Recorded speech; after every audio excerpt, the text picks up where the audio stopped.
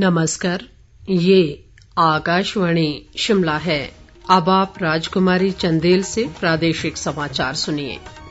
आज के मुख्य समाचार। मुख्यमंत्री जयराम ठाकुर ने कहा, गरीबों व पिछड़े वर्गों के उत्थान के लिए समर्पित रहा राज्य सरकार का कार्यकाल।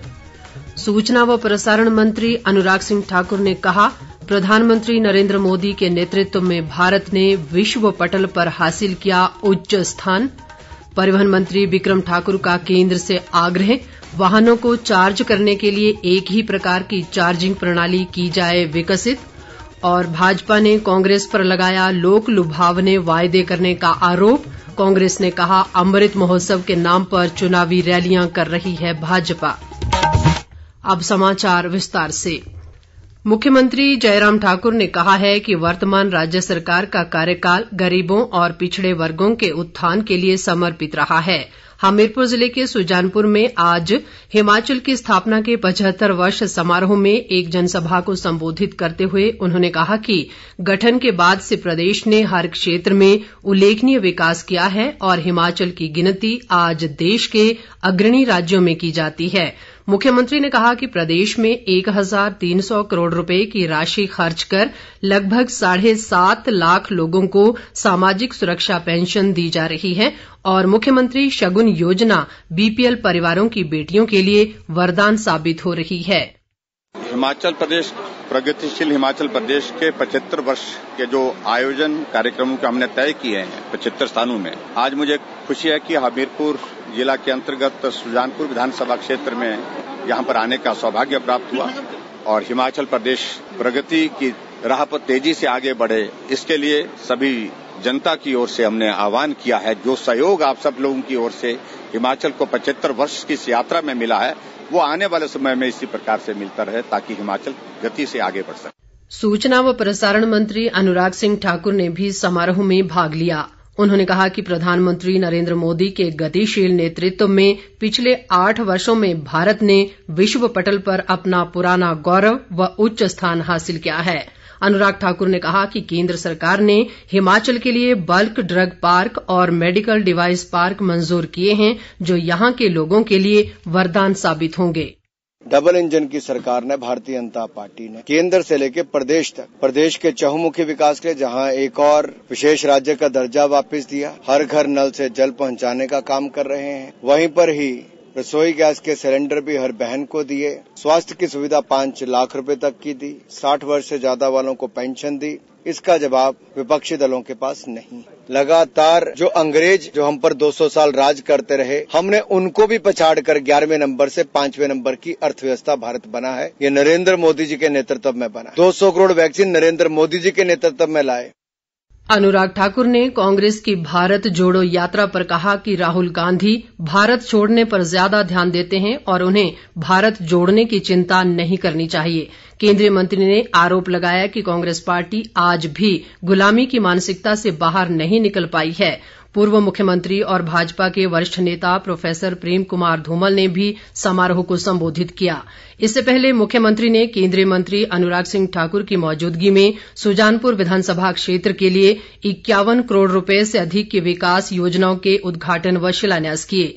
जयराम ठाकुर ने सुजानपुर बस अड्डे के सुधार व लोक निर्माण विभाग विश्राम गृह के लिए 50-50 लाख रुपए देने और सब जज न्यायालय खोलने की घोषणा भी की। बाद में मुख्यमंत्री जयराम ठाकुर ने मंडी जिले के बाली चौकी में स्थापना के 75 वर्ष समारोह में भी शिरकत की और क्षेत्र में करोड़ों रुपए की विकास योजनाओं के उद्घाटन व शिलान्यास किए। उन्होंने सामुदायिक स्वास्थ्य केंद्र बाली चौकी को नागरिक अस्पताल में स्तरोन्नत करने का ऐलान भी किया। केंद्रीय मंत्री अनुराग सिंह ठाकुर ने भी बाद में हमीरपुर जिले में भोरंज क्षेत्र के कंज्याण में हिमाचल गठन के 75 वर्ष समारोह की अध्यक्षता की। अनुराग ठाकुर ने कहा कि हमीरपुर जिला सड़क, शिक्षा व स्वास्थ्य में अग्रणी रहा है और हमीरपुर टौणी देवी अवाह देवी सड़क को डबल लेन किया जाएगा। राष्ट्रपति द्रौपदी मुर्मू ने आज राष्ट्रपति भवन से वीडियो कॉन्फ्रेंस के माध्यम से प्रधानमंत्री टीबी मुक्त भारत अभियान का शुभारंभ किया। इस अवसर पर राष्ट्रपति ने निक्षय 2O पहल की भी शुरुआत की। निक्षय वेब पोर्टल है जो उपचाराधीन टीबी मरीजों को विभिन्न प्रकार का समर्थन उपलब्ध कराने के इच्छुक दानदाताओं के लिए मंच है। राज्यपाल राजेंद्र विश्वनाथ आर्लेकर ने भी शिमला से वर्चुअल माध्यम से इस कार्यक्रम में भाग लिया। परिवहन मंत्री बिक्रम ठाकुर ने आज बेंगलुरु में केंद्रीय सड़क परिवहन व राजमार्ग मंत्रालय द्वारा आयोजित विकास मंथन कार्यक्रम में भाग लिया। बैठक की अध्यक्षता केंद्रीय सड़क परिवहन व राजमार्ग मंत्री नितिन गडकरी ने की। बिक्रम ठाकुर ने केंद्रीय मंत्री से आग्रह किया कि विद्युत वाहन निर्माता कंपनियों को सभी विद्युत वाहनों को चार्ज करने के लिए एक ही प्रकार की चार्जिंग प्रणाली विकसित करने के निर्देश दिए जाएं।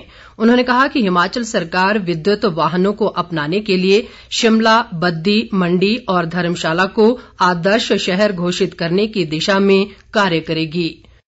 प्रदेश भाजपा अध्यक्ष सुरेश कश्यप ने कांग्रेस पार्टी पर विधानसभा चुनाव को देखते हुए लोक लुभावन वायदे कर लोगों को गुमराह करने का आरोप लगाया है।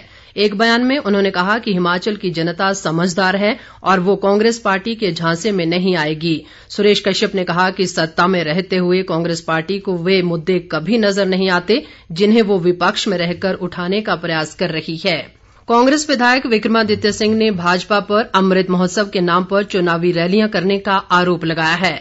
शिमला में आज एक पत्रकार वार्ता में उन्होंने कहा कि वर्तमान राज्य सरकार सबसे खर्चीली साबित हुई है और हिमाचल पर 65,000 करोड़ रुपए का कर्ज हो गया है।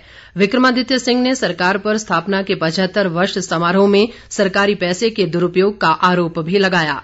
उन्होंने कहा कि कांग्रेस सरकार सत्ता में आते ही अपनी पहली ही मंत्रिमंडल बैठक में कर्मचारियों की पुरानी पेंशन बहाल करेगी। सिरमौर जिले के सराहां में 3 दिवसीय राज्य स्तरीय वामन द्वादशी मेला आज संपन्न हो गया। जल शक्ति मंत्री महेंद्र सिंह ठाकुर ने समापन अवसर पर मुख्य अतिथि के रूप में भाग लिया। उन्होंने कहा कि केंद्र व प्रदेश सरकार ने जल जीवन मिशन के तहत राज्य में 8 लाख से अधिक नलों के माध्यम से जल लोगों को उपलब्ध करवाया है। स्वास्थ्य मंत्री राजीव सहजल ने कहा है कि नर्सिज श्रेणी की सभी जायज मांगों पर सरकार सहानुभूतिपूर्वक विचार करेगी।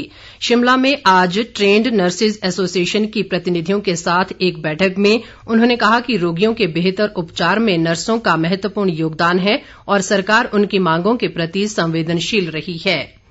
कुल्लू जिले की मणिकर्ण घाटी में ट्रैकिंग पर निकले पश्चिम बंगाल के 4 पर्यटक लापता हो गए हैं। दल के 2 अन्य सदस्यों ने आज जिला प्रशासन को बताया कि वे 18 अगस्त को ट्रैकिंग के लिए निकले थे, लेकिन उनके 4 साथी वापस नहीं लौटे हैं। जिला प्रशासन की ओर से राहत व बचाव दल मौके पर रवाना कर दिया गया है।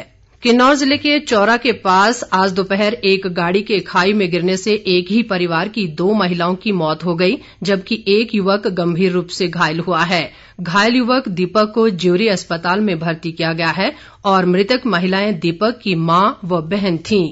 ऊना जिले के राजकीय आदर्श वरिष्ठ माध्यमिक स्कूल में आज से 14 वर्ष से कम आयु वर्ग की छात्राओं की जिला स्तरीय खेलकूद प्रतियोगिता शुरू हुई। ग्रामीण विकास व पंचायती राज मंत्री वीरेंद्र कंवर ने इसका शुभारंभ किया। उन्होंने कहा कि केंद्र सरकार के प्रयासों से विश्व स्तर पर भी खेलों में भारत का वर्चस्व बढ़ा है। खाद्य आपूर्ति मंत्री राजेंद्र गर्ग ने कहा है कि बिलासपुर जिले की छत पंचायत में 20 करोड़ रुपए की लागत से उठाऊ पेयजल योजना का निर्माण किया जा रहा है, जिससे क्षेत्र की 7 पंचायतों के लोगों को लाभ मिलेगा। उन्होंने आज इस पेयजल योजना की शिलान्यास पट्टिका का अनावरण किया। राजेंद्र गर्ग ने हिम्मर में उचित मूल्य की दुकान का शुभारंभ भी किया। अंत में मुख्य समाचार एक बार फिर। मुख्यमंत्री जयराम ठाकुर ने कहा, गरीबों व पिछड़े वर्गों के उत्थान के लिए समर्पित रहा राज्य सरकार का कार्यकाल। सूचना व प्रसारण मंत्री अनुराग सिंह ठाकुर ने कहा, प्रधानमंत्री नरेंद्र मोदी के नेतृत्व में भारत ने विश्व पटल पर हासिल किया उच्च स्थान। परिवहन मंत्री बिक्रम ठाकुर का केंद्र से आग्रह, वाहनों को चार्ज करने के लिए एक ही प्रकार की चार्जिंग प्रणाली की जाए विकसित। और भाजपा ने कांग्रेस पर लगाया लोक लुभावने वायदे करने का आरोप। कांग्रेस ने कहा, अमृत महोत्सव के नाम पर चुनावी रैलियां कर रही है भाजपा। इसके साथ ही ये समाचार बुलेटिन समाप्त हुआ। नमस्कार।